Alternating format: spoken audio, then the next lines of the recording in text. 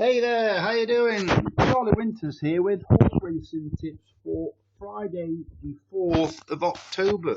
Well, I did a video earlier on explaining my take on the red card draw bias. I shall post that video in the end screen, so if you want to watch that video, just wait till the end, click on it, and just have a bit of a listen.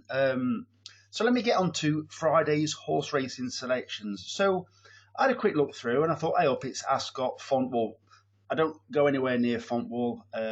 So I look at Ascot, and I tell you what, I really like the look of these. Don't get wrong, it's to a smallish stake. I'm spent a fiver, but there's interesting angles on these horses, and yeah. So let me get into it. So the bet I've had is a fiver. So I've had a 50 pence each way Trixie and a 50 pence each way treble. So therefore, if we get one winner, you will receive nothing. We need doubles and upwards. So you decide what bet you want to have. Maybe you want to have a Paynton, but I just thought I'd have a larger unit stake than normal. So the first selection is Warning Sign. I've took the price at 8 to 1. It could drift, I don't know, but I just think 8 to 1 is a reasonable price. In the 212 at Ascot, paying 4 places instead of 3. Well, this time, this horse has got a switch of headgear. I believe it's got first time, I'll put myself on the spot, first time visor, I believe. It doesn't matter to me, it's just a change in headgear. So this horse has been doing nothing for a while, up until it started having headgear on. Well, as I said, it's a switch of headgear, but one of the more interesting things is, this horse is now owned by David Dunstan. Who's that, you may think? Well, it's the jockey of this horse. I think he's desperate to give himself some winners. Unfortunately, he hasn't quite had that yet. He's had numerous seconds. I have tipped this horse in the past when it came second, and it looked like winning that day. It's normally up with the pace. It's fine on slower ground. It's Gary and Josh Moore trained. It's a combination, Gary and Josh Moore, that I don't normally back too often. I just can't trust the selections. They always seem to pop up when I've got an horse in the lead that looks like it's going to win at somewhere like Goodwood, Ascot, that looks like it's going to win, and they come and pip it. But I like the look of this one. It has got a realistic chance on form. It's running well, and it's an interesting change of headgear. The second selection is Maxident at 100 to 30 in the 247 at Ascot, paying 3 places instead of 2. I watched this horse when it ran at Goodwood one time, and it seemed to have a really short, scratchy stride. And I actually thought it would be desperate for absolutely dreadful ground, because its legs looked like they were in 10 to the dozen. It just couldn't keep up on the quicker ground when I watched it one time. So I think, although don't get me wrong, it has ran on awful ground not too long ago, recently.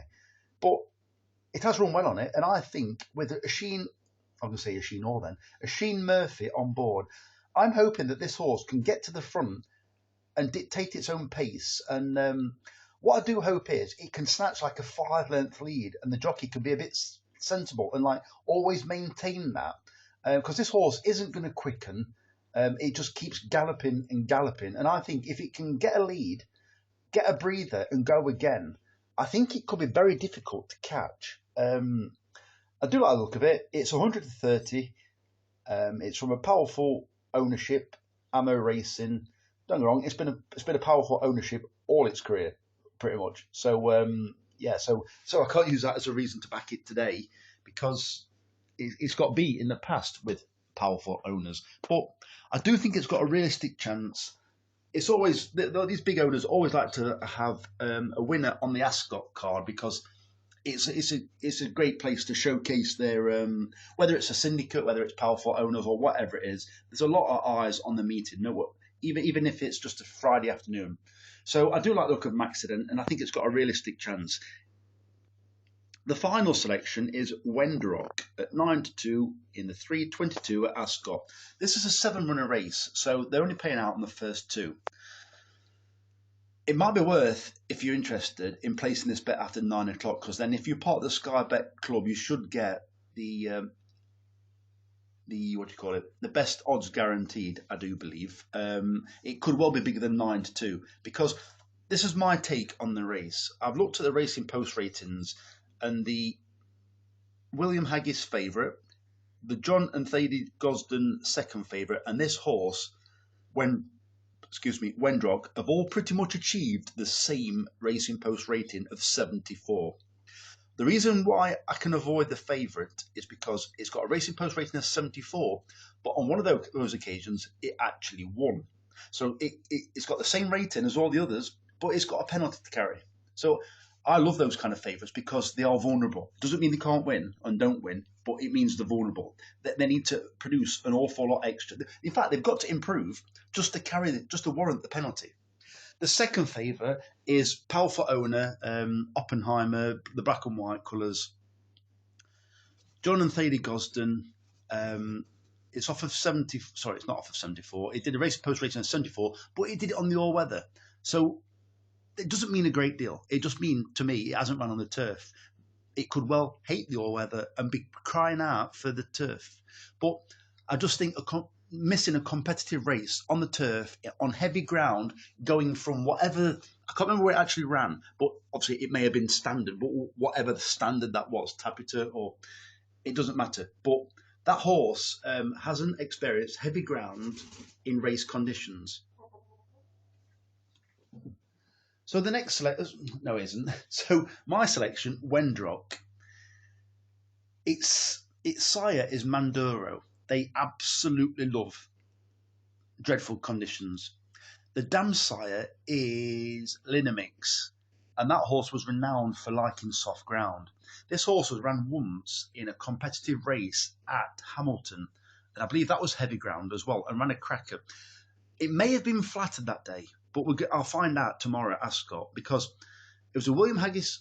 Sorry, no, it wasn't. It was a John and Thady Gosden horse that won the race, a William Haggis horse that comes second, and this horse came third. Relatively comfortably beaten, but achieved a Racing Post rating of 74, which matches the first and second favourite. It's just that this horse is a bigger price, guaranteed to love the conditions. Julia Camacho is taking this horse to Ascot. It's a fair trek. She's not taking it for nothing, in my opinion. I think she could be after like a decent scalp, like winning a decent race. It's a 10 grand to the winner. And I just think this horse, probably not long term, is going to be best horse, but it could be best suited by conditions tomorrow. So that's my reasoning behind all three selections. None of them are huge prices, because I'd have changed the bet otherwise. I'd have made it a patent. So I think all three have got a chance of winning the race, realistic chance. So you watch and you guarantee what's going to happen. So those are the three selections. I'm going to try and post a video as early as possible on Friday. It may be this time or somewhere, but I'm having a real good study, because there are angles, and I don't want to be kicking myself after a red car Saturday night. Don't get me wrong, there will be other occasions soon, because there's 3 meetings in the next month at Redcar. We will be guaranteed heavy ground, and I think we one of those days we can get a decent return, because the bookies and other punters offline are probably fast asleep to the actual draw buyers. So anyway, getting back to this bet on Friday, I like the look of it. So these are your free horse racing tips for Ascot. So if you could give me a like, a subscribe, or a comment, I'd really appreciate it. So the very best of luck. Charlie Winters, over and out. Cheers, mate.